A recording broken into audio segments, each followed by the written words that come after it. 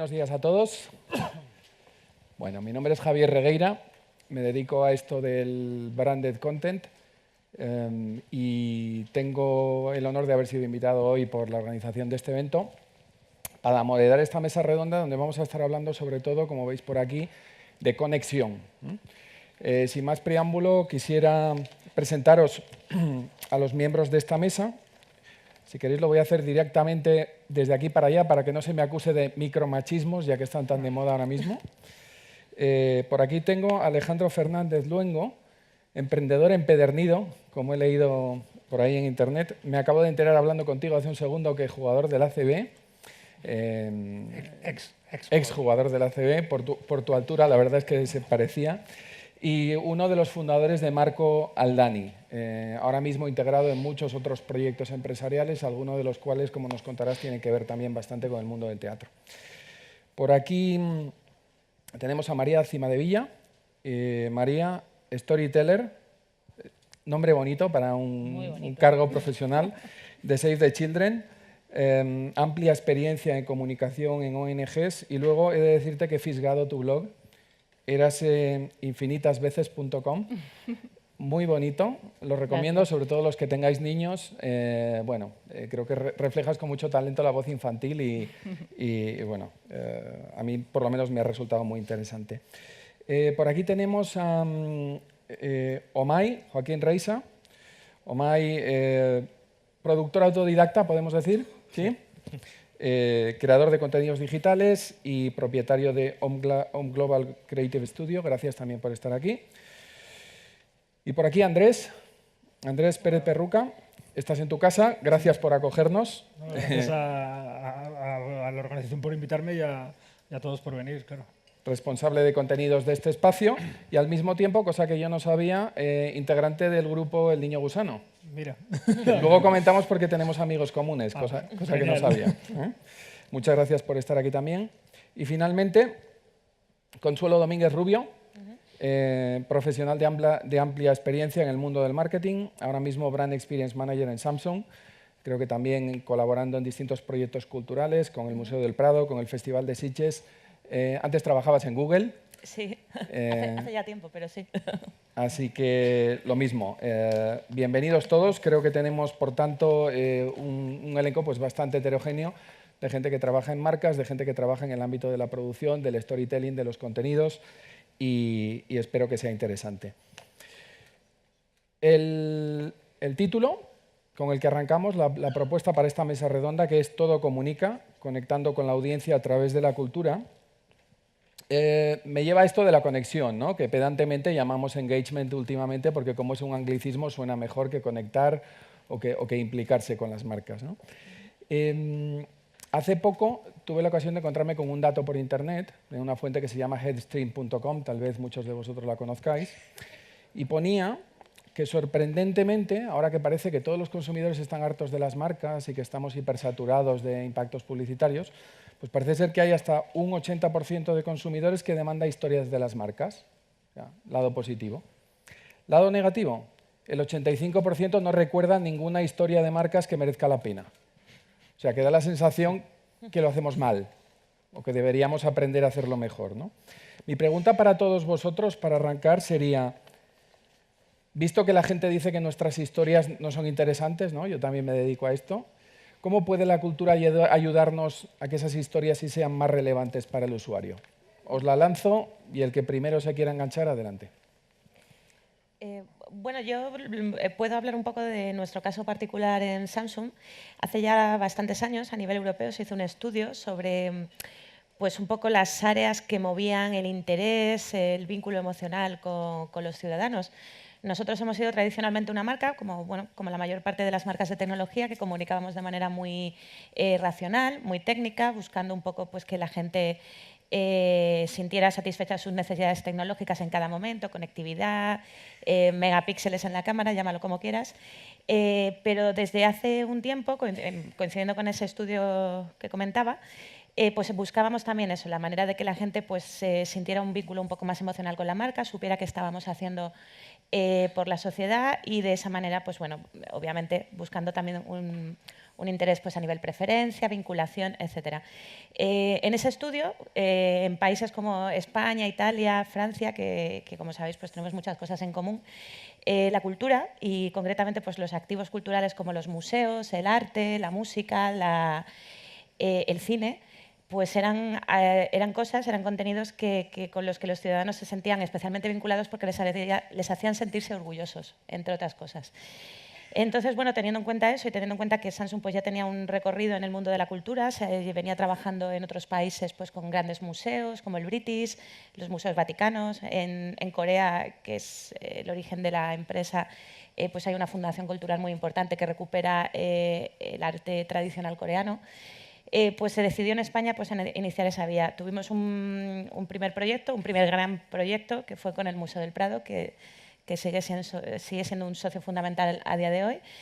Y lo que buscábamos en estas colaboraciones era eso, trabajar de la mano para satisfacer necesidades tecnológicas que pudieran tener estas instituciones, pues a nivel divulgación, a nivel educación, a nivel acercarse a públicos más jóvenes, que es un objetivo que compartimos. Y generar historias comunes, historias de story doing, que comentaban esta mañana, que es una expresión que me ha gustado mucho. Y de esa manera, pues conectar de otra manera con esas audiencias que buscamos todos. Para nosotros siempre es pues, intentar que tanto las audiencias a las que quiere llegar pues, el museo, por ejemplo, o a las que queremos llegar nosotros, pues tengan ese vínculo en común de considerar la tecnología pues, algo útil para ellos.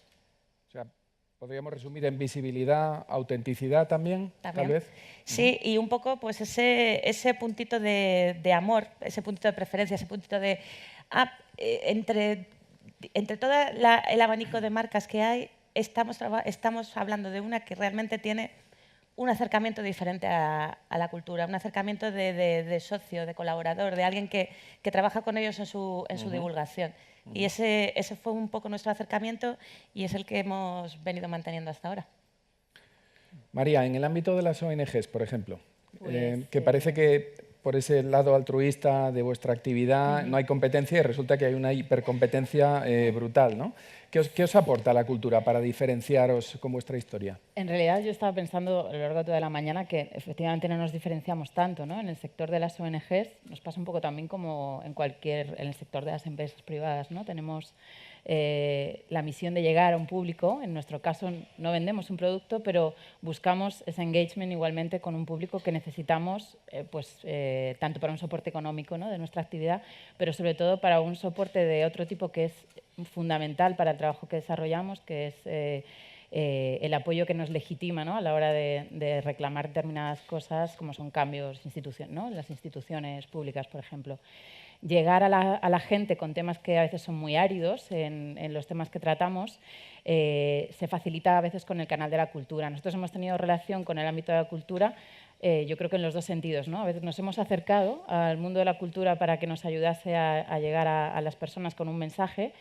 Y hemos vivido también la experiencia a la inversa, ¿no? El mundo de la cultura se ha sentido tocado por alguna de las cosas en las que nosotros estábamos trabajando y se ha acercado para ver de qué manera podía hablar de ello a través de, bueno, pues de un lenguaje como fue, en el caso concreto que estoy pensando, una obra de teatro, ¿no? Entonces, creo que lo que nos ayudamos es en encontrar ese lenguaje común del que hoy se ha hablado mucho, ¿no? De cómo llegamos con temas que, ya digo, a veces son súper difíciles, ¿no? y muy áridos a las personas, al común de los mortales, ¿no? que en realidad no sabemos, quizás muchas veces, que esos temas nos atañen y, sobre todo, que tenemos algo que podemos hacer. Nosotros siempre intentamos, cuando trabajamos campañas, llegar a un punto en el decir, bueno, yo necesito llegar con mi mensaje, tocarle a la gente, emocionar, pero luego necesito darle a la gente algo que crea que puede hacer para cambiar esa realidad, ¿no? que eso también es importante. Supongo que en el mundo empresarial muchas veces es llegar al punto de conseguir que el consumidor, ¿no? llegue a tu producto. Nosotros necesitamos también dar herramientas de actuación al público al que queremos llegar. ¿Algo que querráis añadir? Sí, yo creo que además de esos puntos que habéis hablado, una manera que hemos visto nosotros, por lo menos, que funciona muy bien para que la gente recuerde la pieza o el mensaje que lanzas, es el lenguaje que utilizas. Especialmente nosotros que nos movemos en el ámbito digital y normalmente con gente muy joven, el lenguaje es clave. Ya no solo el lenguaje a la hora de hablar, sino la manera en la que tiene el target al que te diriges de comprender el mensaje que tú lanzas.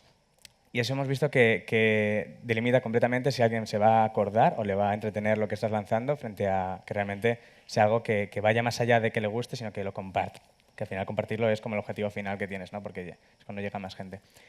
Y eso, por ejemplo, a diferencia de algunas veces que ves que se lanza un mensaje que está cerrado la pieza, es una pieza que está muy bien, pero no va más allá. Simplemente es como, ok, esta marca me ha lanzado esta pieza, genial.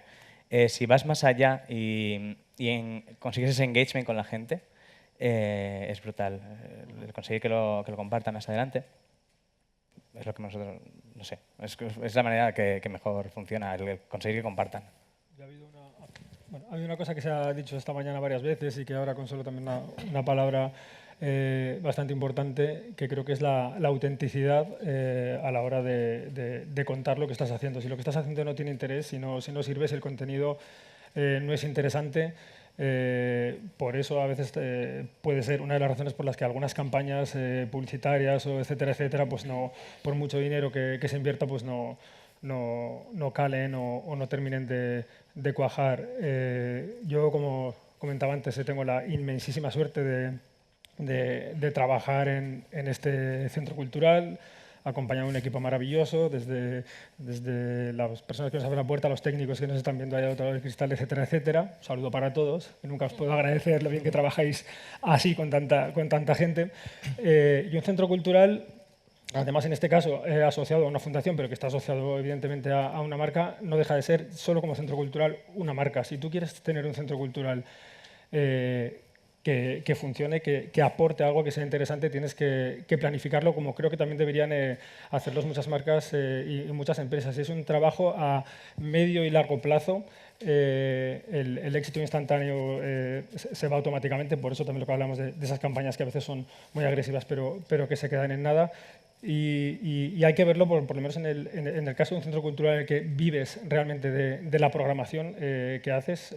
Es muy fácil mostrar que es interesante lo que haces. El primero tienes que tener algo muy interesante, luego ya contarlo, pero tienes que tener una base muy sólida. Es como, leí hace tiempo una definición de la madera, que era como un fluido de alta densidad y me pareció muy interesante, muy poético, y se podría adaptar a estos casos en los que yo creo que tienes que trabajar a 2, 3, 4, 5 años e intentar construir un árbol que evidentemente pues a veces te equivocas, algunas ramas tienes que cortar, tienes que arriesgar, a veces hay cosas que las planificas bien o crees que las planificas bien y no salen, otras te equivocas y de esas pues tienes que ir aprendiendo, pero al final tienes que ir construyendo muy sólidamente todos los días, pero alejarte un poquito y que todo tenga un sentido y que realmente no estés construyendo un Frankenstein, aunque adoramos a Frankenstein por otras razones, sino que estás haciendo un árbol que tiene un sentido y que tiene una coherencia. Perspectiva, ¿no? Estrategia. Sí. Es cierto que antes lo estábamos comentando con alguna compañera antes de arrancar esta mesa redonda, que muchas veces el término creatividad se deforma un poco, ¿no? Y a veces parece que la creatividad busca el efectismo y las marcas, y yo creo que en general todos los negocios, lo que buscan es el largoplacismo y la consistencia, no tanto un brote de efectismo súbito y ya está, ¿no?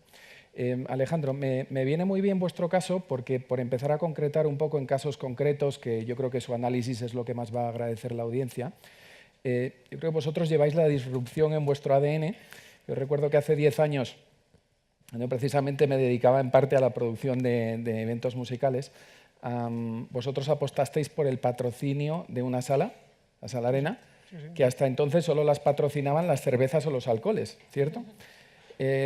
Sé que ahora estáis en proyectos más de branded content, mucho más estratégicos, pero remontándonos a aquel momento, hace, no sé, 10, 11 años, ¿nos puedes contar por qué entrasteis, qué buscabais? Sí, además creo que entronca muy bien, ¿no? con la introducción. Nosotros el approach fue muy similar al que escuchaba Consuelo en Samsung. Pues bueno, detectábamos que queríamos conectar fuera de la experiencia de la visita de nuestros clientes en las tiendas, pues de qué forma podíamos llegar más, ¿no? Y la cultura parecía un canal muy bueno.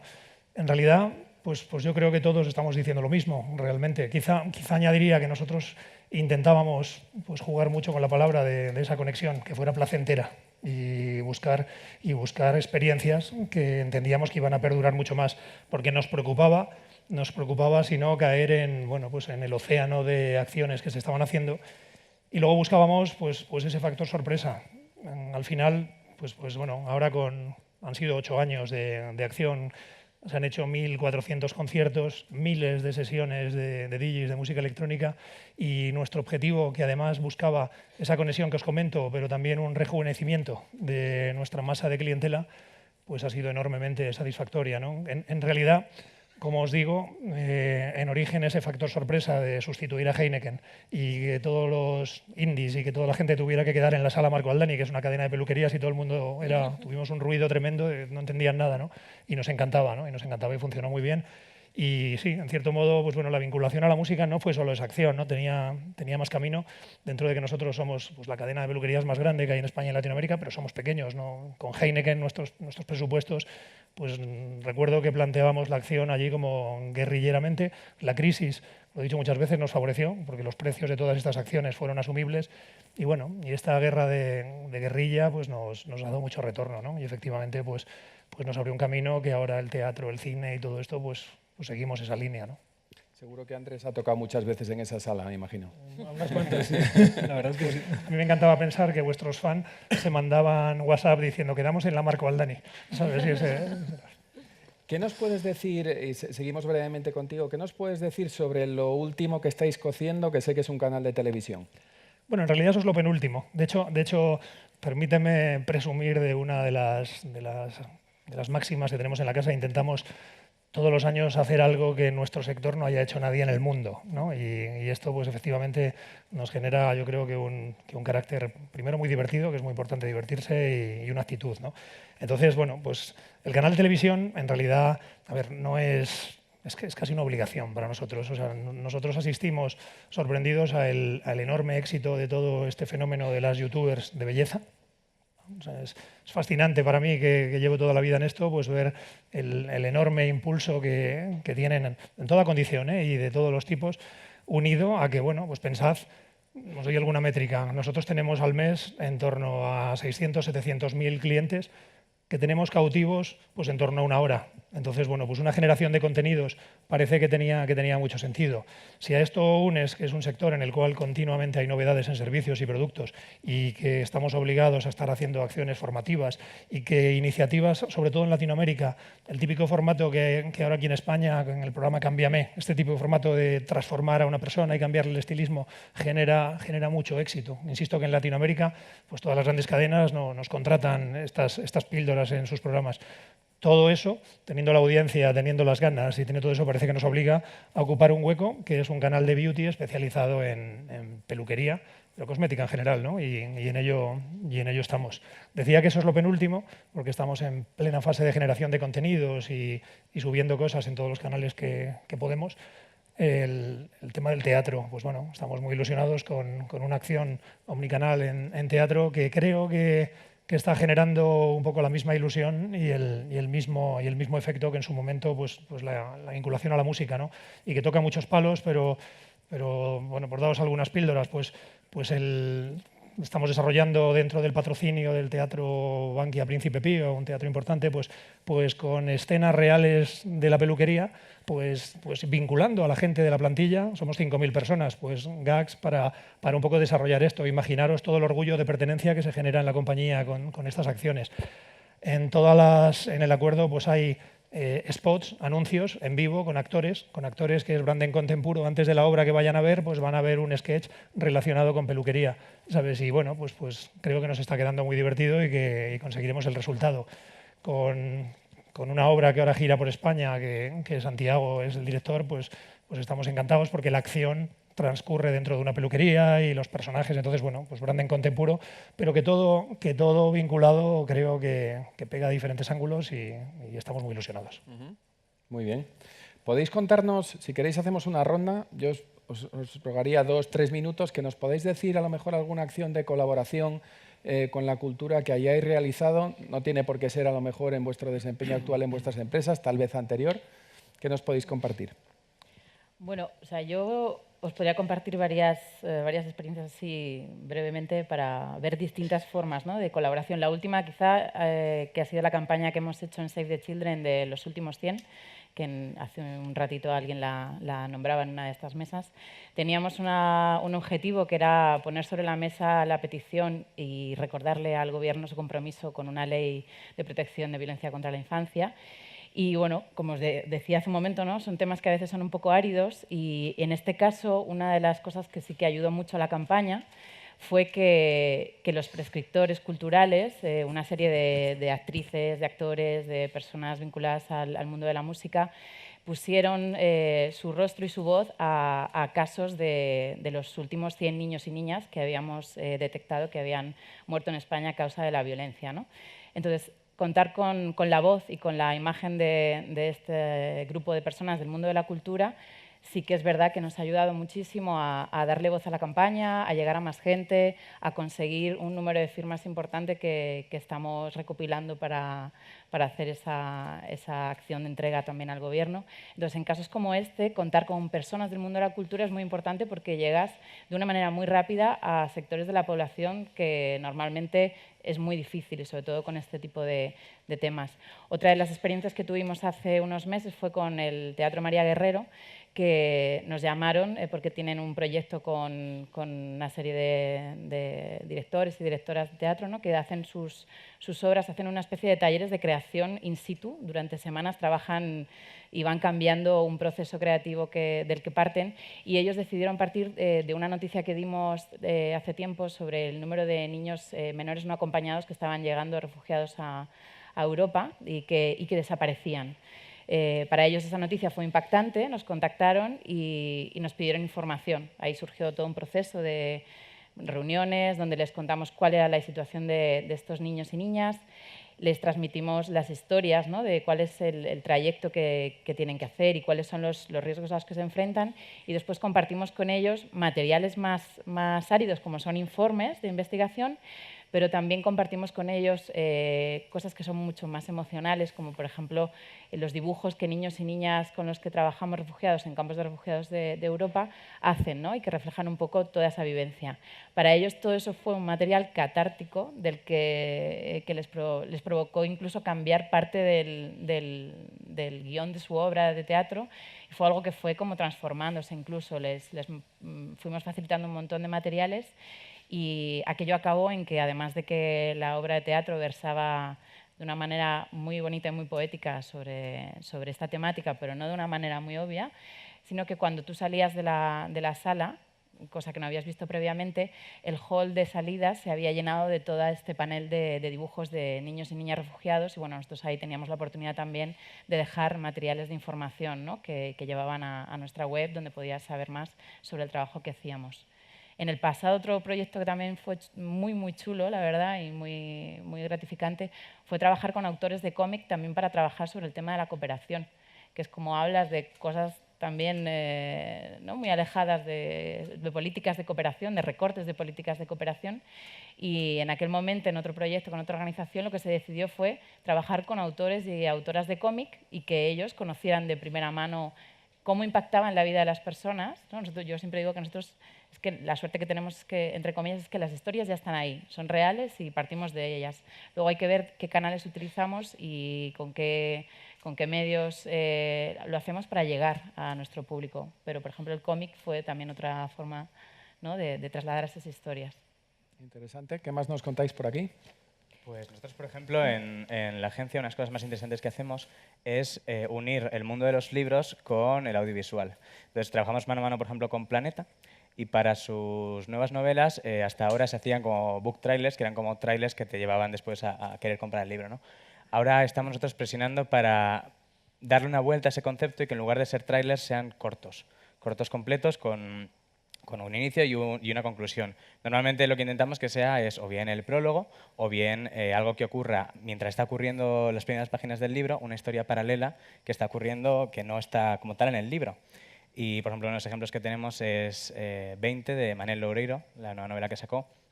Hicimos toda una historia paralela con respecto a lo que iba pasando al comienzo de la novela. Y eso se lanzó antes del libro. Y ahí el reto interesante que era es cómo consigues que un corto, cuando termines, te lleve a comprar un libro, ¿no? Y era un punto muy interesante para trabajar. Como iba dirigido a un público joven, pues trabajamos con 3 influencers, que al final es una de las ramas también muy grandes que tenemos en la agencia, que es la comunicación entre una marca y el creador digital, el influencer. Nosotros estamos ahí como en medio. Entonces trabajamos con Beli Basarte, Estudio Catastrófico y Andrea Compton, los 3 muy conocidos. Y cada uno interpretaba un personaje que, si bien eran sus nombres, no eran ellos como tal, no eran personajes ficticios. Y bueno, pues ahí con el autor trabajamos mano a mano en el guión del corto, lo produjimos en un día y ha funcionado muy bien. Y entonces seguimos trabajando con Planeta en la nueva de Blue Jeans, la nueva de Josu Lorenzo, para conseguir que este concepto se vaya más allá y realmente sea una tendencia que se comience a hacer, el mover libros con cortos audiovisuales. Y luego, por otro lado, con la parte de los influencers, también es súper interesante cómo al final los contenidos que ellos generan, ya sea en YouTube, en Instagram o cualquier red social, que al fin y al cabo es cultura, cómo unes eso con la necesidad de una marca, ¿no? A través del branded content principalmente. Y ese punto, esa nueva tendencia de comunicación, que ahora mismo está completamente en auge, es muy, muy, muy interesante. Yo creo que estamos todavía aprendiendo todos en cómo dar con la manera correcta de contar historias a través de los creadores digitales, pero creo que es un punto de unión entre cultura y, en este caso, pues, publicidad, que va a dar muchísimo que hablar. Andrés, la primera vez que yo estuve en este espacio fue por un desfile de moda paralelo a la pasarela Cibeles, un diseñador que, bueno, no podría mencionar, pero no viene al caso, que se quería desligar un poco de la pasarela Cibeles y montó un pedazo de show increíble aquí dentro. ¿Cómo trabajáis vosotros? Entiendo que lo tenéis petado, tenéis todas las peticiones de eventos aquí dentro que podáis soñar, ¿o también sois proactivos y buscáis colaboraciones que os puedan interesar a nivel goodwill? Somos muy proactivos. Tenemos propuestas de todo tipo. Evidentemente estamos en una ubicación excepcional, con una equipación y con un personal fantástico. Entonces todo el mundo quiere venir a hacer aquí en colaboración o como sea sus eventos o tener su visibilidad y demás. Nosotros estas peticiones, estas colaboraciones, somos muy rigurosos a la hora de filtrarlas. Evidentemente pues siempre hay una subjetividad, pero que bueno, pues hay un equipo que decidimos. Pues por ejemplo, este mismo evento que se está desarrollando ahora, pues a veces nos llegan cosas parecidas que no nos convencen, y este, pues por ejemplo, sí, pues venga, vamos de la mano, lo comunicamos, lo hacemos conjuntamente y ya está. Pero somos muy proactivos a la hora de inventarnos historias y de inventarnos ciclos, además de eventos sueltos, pero ciclos que puedan funcionar un poco como esa madera de alta densidad que comentaba antes. Por un lado, para posicionarnos y para reflejar unas ideas que a lo mejor en otros sitios pues no están haciendo. O Mike, que está aquí, que además ha venido a varios ciclos, va a tomar como ejemplo un ciclo sobre youtubers, que lo llamamos youtubers, personas y cintas de vídeo, lo quisimos hacer intergeneracional desde el primer momento. Lo planteamos como un ciclo, lo planteamos casi como pequeñas píldoras, programas de televisión en sí mismos.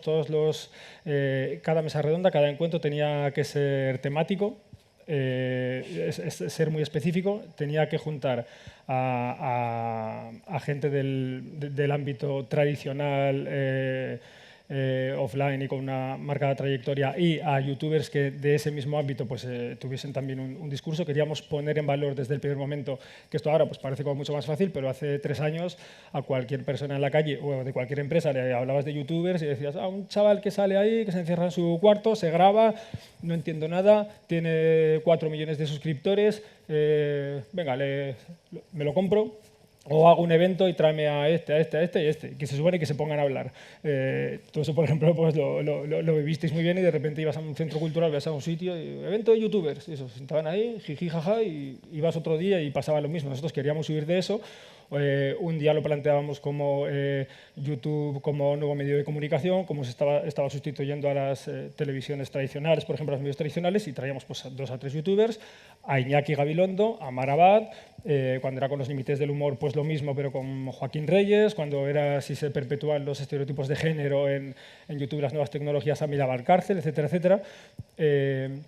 lo planteamos de esta manera y les dimos muchísima libertad a ellos. Me acordaba esta mañana cuando decía Chojín lo de los falsos raperos, que a veces o este lenguaje cuando se nota que no es auténtico y demás. Si quieres atraer a la gente joven, para atraerla ellos se tienen que encontrar a gusto. Tienes que hablar en su idioma, les tienes que dejar que hablen en su idioma y tienes que confiar en lo que ellos puedan contar, lo que quieran contar y cómo lo quieran contar. Este país ha envejecido mucho, la mayoría de los que estamos aquí pues nos creemos muy jóvenes, pero estamos muy afuera de lo que le interesa a la gente joven. Con todo lo que se habla de la transición en España y demás, hace 30 años los directores de los periódicos, los líderes políticos, etcétera, etcétera, rondaban los 40 años y ahora un tipo de 40 años sigue siendo un becario prácticamente. Entonces yo creo que no nos podemos olvidar, por un lado, la importancia de la juventud y por el otro lado, la importancia de dejar que los jóvenes y que la gente más joven se expresen y que todos nosotros tenemos que escucharles muchísimo. Se hablaba también esta mañana de escuchar y demás. Nosotros con este ciclo, no me quiero arrancar mucho, ponía este ejemplo, intentamos tratar temas muy interesantes, pero también como hacemos con el resto de actividades, intentando huir de que lo interesante y lo riguroso tenga que ser aburrido. Eso es un error al que se cae muchas veces por parte de las marcas o de los centros culturales. Y ahora, por ejemplo, después de 3 años, un youtuber que antes le llamabas para algo y decía Telefónica, sí, una vez me llamó Movistar y fui a hacer unas fotos, no sé qué, una campaña de no sé cuánto, tantos mil. Y creía que era lo mismo, tantos mil no venía y ahora nos llaman ellos, han venido a ver eventos que a ellos les han parecido interesantes y ahora nos llaman, nos dicen, oye, mi gente viene aquí, nos tratáis muy bien, estamos a gusto, estamos como en casa, tengo un cortometraje, tengo un libro, ¿por qué no lo hacemos? ¿Por qué no lo movemos? Etcétera, etcétera. Pero claro, también había que arriesgar un poco en su momento cuando comentabas lo de el proyecto, que a vosotros, claro, sois una empresa más pequeña y demás, pero que fuisteis ahí como un poco kamikazes y rompisteis mucho. Las empresas grandes y las grandes marcas muchas veces tienen que perder el miedo a arriesgar. A veces a los que trabajamos en esto nos va el trabajo realmente en arriesgar, pero no podemos olvidarnos de ello. Consuelo, Samsung, marca mega multinacional, casi ubicua, diría yo. ¿Qué nos puedes contar que estéis cocinando ahora de colaboraciones con cultura que sea compartible? Pues que sea compartible. Es que justo estamos ahora en un momento crucial porque tenemos un par de proyectos muy gordos que vamos a lanzar con algunos de nuestros museos colaboradores en los próximos meses. Me vais a permitir que ahí mantenga la intriga, pero sí que os quiero hablar, por ejemplo, de algo que hicimos muy recientemente, en octubre, con el Festival de Sitges, de lo que estamos especialmente contentos, y es que patrocinamos lo que, bueno, cuando se presentó era la primera sección oficial de un festival de cine europeo de realidad virtual. Luego vinieron los de Venecia y se adelantaron en la celebración, pero la convocatoria y la presentación fue el Festival de Sitges el primero, ¿sabéis? Es el principal festival de cine de género fantástico, ciencia ficción a nivel mundial. Y nosotros ya habíamos sido colaboradores de ellos el año anterior con una pequeña sección no oficial de pura exhibición de contenidos en realidad virtual. El año pasado, este último, 2017, el festival quería hacer una apuesta fuerte, tener una sección oficial, atraer contenidos de todo el mundo y nosotros pues quisimos estar allí porque pensamos que, bueno, precisamente nuestra tecnología podía permitir que los visitantes disfrutaran de todos esos contenidos, que al final el gran reto que hay en un entorno como un festival y con este tipo de nuevos formatos es que pues, un porcentaje importante de gente pueda acceder a ellos, ya que todavía no todo el mundo tiene esos equipos en casa. Y además, digamos, de poner a disposición de la gente los medios para poder disfrutar del contenido, queríamos también apoyar la creación. Entonces, pues colaboramos directamente en la producción de 2 piezas. Una producida 100% por Samsung, que bueno, se hizo un concurso y hicimos una pieza de terror en realidad virtual, Talismán, que la dirigió Carlos Terón, la protagonizó Berto Romero, en lo que hasta ahora es su único papel de terror. Y la verdad es que, bueno, a la hora también, sobre todo, de contar nuestra colaboración con el festival, pues funcionó muy bien. Fue la película inaugural de la nueva sección. La presentamos con mucho éxito en el festival. También colaboramos con una productora española, con Future Lighthouse, en la presentación del primer capítulo de una serie en realidad virtual de terror, Campfire Creepers. El primer episodio que protagonizaba Robert Englund, que todos le conocéis, es el mítico Freddy Krueger y que bueno, para el público de Sitges era pues como una leyenda, atrajo multitudes. Pues también fuimos, pues bueno, colaboramos en la preparación de este estreno, en traer al talento, al director, a Alex Alea, y bueno, y fue para nosotros pues una manera de, por un lado, pues apoyar los nuevos formatos, la nueva creación, de una iniciativa innovadora de un festival que ya de por sí destaca porque siempre ha sido innovador. Y por nuestra parte pues nos ayudó también a contar una historia de tecnología diferencial que, bueno, que nuestros dispositivos pues dan la posibilidad de disfrutar de contenidos en realidad virtual. Y queríamos apostar pues lo que es generar contenidos en ese formato, porque para nosotros obviamente pues no tiene sentido proporcionar el hardware, proporcionar el dispositivo si no hay contenidos asociados. El resultado la verdad es que fue espectacular. Muy bien. Me vais a permitir que continúe con una pregunta, políticamente incorrecta. El año pasado, una de las conclusiones del Foro de Cultura y Empresa del año pasado fue que el mundo de la cultura y el mundo de las marcas obviamente hablan lenguajes un poco bastante diferentes y también monitorizan y evalúan su ROI, su retorno. Invertís en Talismán para que ello le genere un retorno a la marca de algún modo. Repito, cultura, marcas buscan un ROI muy diferente, ¿no? ¿Cómo se mide? Las acciones que vosotros, por ejemplo, habéis desarrollado, no sé si cada maestrillo tiene su librillo o si hay alguna forma realmente de determinar que esta inversión que habéis desarrollado en las distintas acciones que habéis comentado os da un retorno real. Os la lanzo y el que quiera. Os pido que seáis concretos, ¿sí? Muy rápidamente, si por ejemplo, es que es la pregunta que yo creo que es muy genérica, ¿no? Porque es verdad que cada acción tiene unas palancas diferentes, ¿no? Pero en nuestro caso, acción muy concreta con el cine, pues nosotros, aparte de vincularte patrocinando los Goya y festivales similares, en este espíritu guerrillero que decía antes de no tener presupuesto, pues con las productoras, utilizando nuestras 400 tiendas, tenemos capilaridad para que podamos ayudarles a vender entradas para las salas. A cambio, lo que estamos es, de algún modo, pues que el estilismo de las actrices y actores de esas películas, estamos adueñándonos de esos derechos de imagen, que suena muy feo, pero lo que hacemos al final es un poco pues, un libro de estilo para todos nuestros peluqueros que aprenden pues, el rubio que lleva Cameron Díaz en la última película y medimos realmente cuántos trabajos de ese tipo hemos vendido, con lo cual es enormemente tangible y enormemente efectivo saber si merece la pena. De hecho, el ROI es espectacular porque la inversión es muy baja, ¿sabes? Entonces, bueno, ahí es muy obvio. En acciones un poco más conceptuales, pues bueno, a mí me hace mucha ilusión, por ejemplo, pensáis en las peluquerías como espacios pues muy frívolos donde se lee en las revistas del corazón. Pues fijaos que antes decía que tenemos un montón de tiempo de espera, pues creo que es un sitio excelente para fomentar la lectura. Y invertir en un premio literario, invertir en incluso editar en un negocio como es la editorial, que yo creo que llamarle negocio es demasiado optimista, pues es complicado de medir ese retorno, ¿no? Ese retorno puramente financiero, a pesar de que creo que tiene mucho sentido, ¿no? Por eso que no es fácil generalizar, por lo menos en nuestra batería de acciones. Os planteo la pregunta en abierto, es decir, no sentáis obligados a que vayamos en el mismo orden. Para no acartonarlo, ¿quién...? Bueno, nosotros medimos, te diría que de dos maneras. Por un lado, de manera puramente numérica, a nivel pues, en datos de notoriedad, por supuesto, todo lo que tiene que ver con redes sociales, lo tomamos muy en cuenta, toda la parte pues, más tradicional, digamos, de clipping de prensa, etcétera. Son datos que sobre todo nos ayudan a medir evolución de los proyectos que ya son recurrentes en el tiempo, comparamos entre unas áreas y otras. Más, digamos, de manera un poco más precisa, sí que estamos haciendo estudios más ad hoc de cada uno de los proyectos y estamos viendo cómo la asociación de Samsung a determinados proyectos mueve determinadas variables que son importantes para cualquier marca. Pues la preferencia, la capacidad de que gente que ya es cliente nuestra repita, nos recomiende, etcétera. Hemos visto que la asociación, por ejemplo, a determinados valores, como por ejemplo son la cultura, los contenidos culturales, mueve esas variables. O sea que para nosotros sí que es algo que medimos y que sabemos que funciona.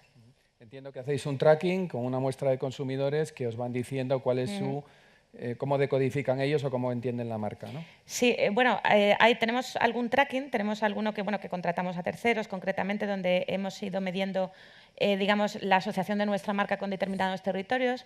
Tradicionalmente a Samsung, por ejemplo, se le ha asociado mucho con el deporte, sobre todo por acciones que se han hecho a nivel internacional, pues el patrocinio de fútbol que se ha hecho mucho tiempo en Inglaterra, etc.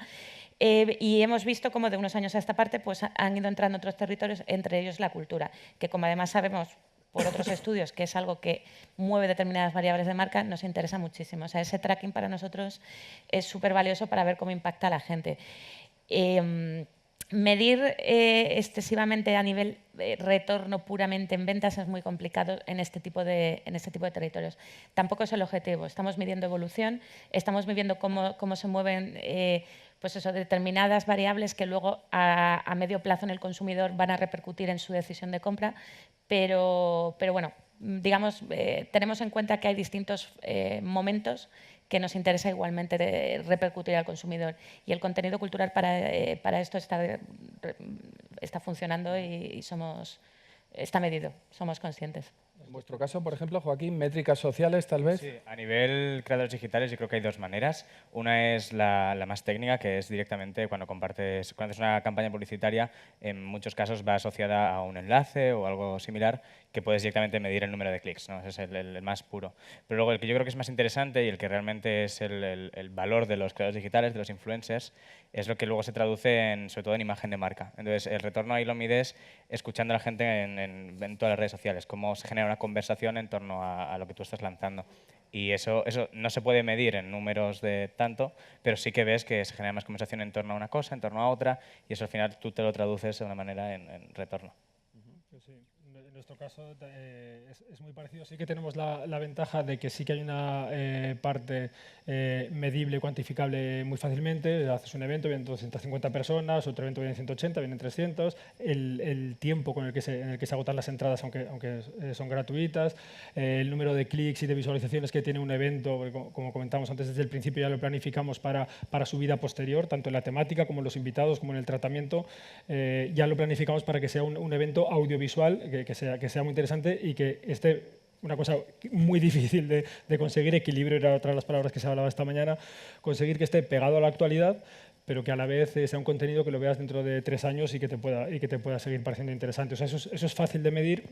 Luego también pues, con tracking, con encuestas, la satisfacción de la gente que pasa pues, por nuestras exposiciones o que pasa por el espacio, pero sí que hay un elemento que en esto nos pasa a todos y que esa varita mágica todavía no se ha inventado, es el medir cuánto valor tiene que a una persona que ha venido a ver una exposición que le ha transformado su vida o su opinión en alguna forma, o que ve que a temas que él considera de interés se les está dando el tratamiento y la visibilidad, o que justo puede ver a un artista, a un escritor, lo que sea, pues a 4 metros, etcétera, etcétera. Hay una parte de intangible con la que todos trabajamos habitualmente, que es muy difícil medir. A veces los grandes directivos, claro, cuando les dices, a ver, esto, pues mira, tantas descargas, tanto no sé cuánto y tal, pero esa imagen de marca que estás construyendo, que seguramente puede perdurar 5, 10, 15, 20 años, es importantísima. Es muy difícil de medir, pero es casi con el elemento que más tenemos que trabajar. Por eso ahí está la dificultad en la medición muchas veces. Yo también quería aportar en esto porque nosotros también medimos y tenemos también este tema de cuantificar, igual de una manera un poco diferente en un paso. O sea, yo creo que igual que en los casos que habéis compartido, hay una manera muy fácil de medir también, y en nuestro caso, por ejemplo, son pues, recogidas de firmas, o en campañas de recaudación de fondos, obviamente son las cifras de recaudación. Y sin embargo, yo creo que tenemos una diferencia respecto igual a lo que estabais comentando, que es otro impacto que a veces tarda un poquito más en llegar, y es la facilidad o no con la que se abren puertas en determinados lugares, que tiene que ver con la cifra anterior, porque efectivamente el respaldo social en una campaña facilita, en nuestro caso, el trabajo de incidencia política, que luego tengamos más fácil sentarnos en una mesa a hablar de determinados temas con representantes políticos. Y creo que esa también es una medida importante en el caso de las campañas que nosotros trabajamos. Perfecto. Una última pregunta antes de darle voz ya a los profesionales que os están escuchando. Me gustaría que nos comentaseis, pero de la forma más sincera posible, ¿no? ¿Cómo de fácil es trabajar con artistas? Y me explico. Parece que todos tenemos ahí arraigados estos clichés de que las marcas sois o somos el mercantilismo, ¿no? Y que los artistas abogan por la divulgación de la cultura de una forma más altruista, digamos. El año pasado fue muy curioso porque un gran productor teatral de este país que estaba presente en una mesa redonda me decía que leches, que el mercantilismo está tan presente o más también en la cultura. ¿Cuál es vuestra sensación? ¿Es fácil hoy en día trabajar con artistas o hay ahí un muro entre ambas partes? Empiezo porque creo que en mi caso, que lidio a diario con el mundo peluqueros y estilistas, los artistas, que son otra forma de artistas, sin duda, me supone un cero problema. O sea que no veo diferencia alguna en la gestión de los egos. En definitiva, que hay egos presentes en todas las facetas de... Absolutamente. Okay. Yo estoy completamente de acuerdo. Además, por lo que comentabais antes, lo he vivido desde la parte de artista, que antes cuando se me había olvidado, cuando estáis comentando que a lo mejor no fuese lo que hacemos ahora mismo. Con el Niño Gusano una vez que vino una marca de ropa a decirnos que nos vestían, que nos regalaban ropa y para salir a los conciertos o las fotografías o lo que sea, pues evidentemente tampoco fuimos un grupo masivo y tampoco duró mucho, pero no nos lo creímos. O sea, creíamos que era una broma pesada que nos estaba haciendo un amigo absolutamente y a los grupos que ensaiaban en el local de al lado pues fueron y o sea, nos parecía una cosa tan ridícula, tan ida del mundo que además uno iba en pijama o de otra forma, bueno, era otro tema. Pero yo estoy completamente de acuerdo con Alejandro, incluso diría más, con la mayoría de los artistas y de las empresas y de la gente vinculadas a la producción cultural. O sea, no solo los artistas, y que muchas veces es lo mismo, porque un artista tiene que producir su obra de teatro, tiene que se autofinancian, etcétera, etcétera. Yo no veo ninguna diferencia, incluso veo mucha más facilidad de trato y mucha más profesionalidad que cuando tratas con alguien de un departamento de administración de no sé qué empresa o de ventas o de lo que sea. Los egos y gente profesional y gente dispuesta a trabajar y a hacerlo bien te las encuentras en todos los sitios, y locos que van de reyes del mundo y de diosecitos o lo que sea, pues también te los encuentras en todos los ámbitos. Por lo menos esa es mi experiencia. Consuelo, ¿producir una peli o un corto de terror requiere un cambio de chip en relación a producir un spot? Bastante. O sea, la primera vez que fuimos a presentar esta idea internamente, pues nos miraron raro, como por decir poco. No, realmente sí que, bromas aparte, sí que ya llevamos un tiempo trabajando con branded content de distinto tipo pues incluso para campañas convencionales, etcétera. Es algo con lo que estamos muy familiarizados, que nos gusta, que además tenemos la suerte de que, bueno, que vendemos varios productos, pero bueno, en general productos de tecnología que están muy metidos en la vida de cada uno, el móvil el que más. E integrar eso en contenidos de cualquier tipo, audiovisuales, culturales, cinematográficos, en este caso, es relativamente sencillo. En el caso concreto de Talismán, realmente no pusimos ningún condicionante. Para nosotros no era una pieza de branded content, sino creíamos realmente que merecía la pena apoyar la creación de contenidos en este formato. Y hicimos un concurso abierto puramente a ideas creativas, sin más. No pusimos ningún condicionante de que tuviera que aparecer el producto de X. Para nosotros, digamos, era un contenido que nos ayudaba a contar la historia de nuestro producto, pero ese contenido no tenía que ser un contenido publicitario, y de hecho no lo fue. De hecho, pues trabajamos en colaboración con el festival, pues obviamente para que todo lo que se presentara, todo lo que pasara a la sección oficial, fuera en base a los criterios artísticos, cinematográficos que suele utilizar el festival para seleccionar el resto de las películas convencionales. Ahí no tuvimos mayor problema.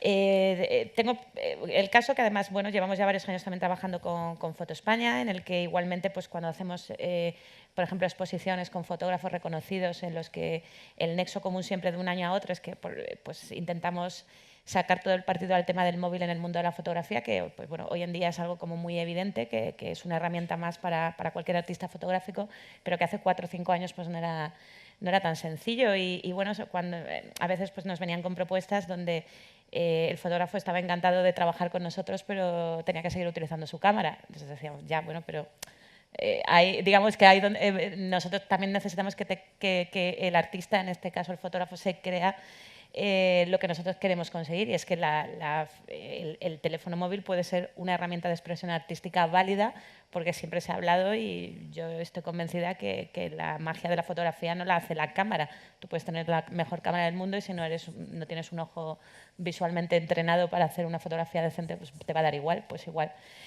Entonces, pues ese, digamos, sería el único inconveniente, es decir, que nuestra propuesta de valor también se la crea el artista. Más allá de eso, yo creo que el respeto a ese creador al que tú te diriges para que te ayude a generar un mensaje, pues es básico, porque para eso le estás buscando a él en lugar de a una agencia convencional. Delegando, correcto. María, ¿reñiste mucho con el autor de los cómics o no? No, debo decir que aquella experiencia fue realmente maravillosa y de hecho todo el grupo de autores y de autoras de cómic no solo estuvieron dispuestos siempre a escuchar y a aportar, sino que después dieron un paso más y el proyecto que en principio era para la producción de materiales solo digitales se convirtió en un libro que editó Astiberri, que es una gran editorial de cómics española. Y se hizo por la iniciativa del grupo de autores y autoras que estaban entregados a la causa. Lo comercializasteis, sí, el libro... Sí, aquel libro se editó, se coeditó en conjunto con Astiberri y bueno, se editaron 2 ediciones. La primera se agotó a los pocos meses, se editó una segunda. Todos los autores cedieron sus derechos de la obra. Y fue eso un poco, o sea, la promoción también de aquel material, tanto como libro en sí, como luego en todos aquellos espacios donde los autores y las autoras estaban firmando sus libros, participando en charlas de cómics, en festivales de cómics, que es un mundo maravilloso que descubrí, os lo recomiendo. Fue gracias a la iniciativa en parte de aquel grupo de autores y de autoras que por motu propio decidieron que había que dar un paso más, ¿no? de colaboración en aquel proyecto. O sea, que en ese sentido mi experiencia fue maravillosa. Muy interesante. Esto enlaza con lo que en la mesa redonda anterior Fran Perea mencionaba, que por qué no, una vez que se invierte en una obra de teatro, el ámbito natural de la obra de teatro es expandirse y si funciona como producto de entretenimiento, vender entradas y por toda España, si es posible, ¿no? Y muchas veces es verdad, los que trabajamos con marcas vemos que a veces como el modelo de negocio es vender un producto y no necesariamente vender el branded content, pues extenderse o a lo mejor aventurarse en la comercialización del branded content da un poco de alergia, ¿no? En algunas ocasiones, o sea que felicidades por eso. ¿Preguntas?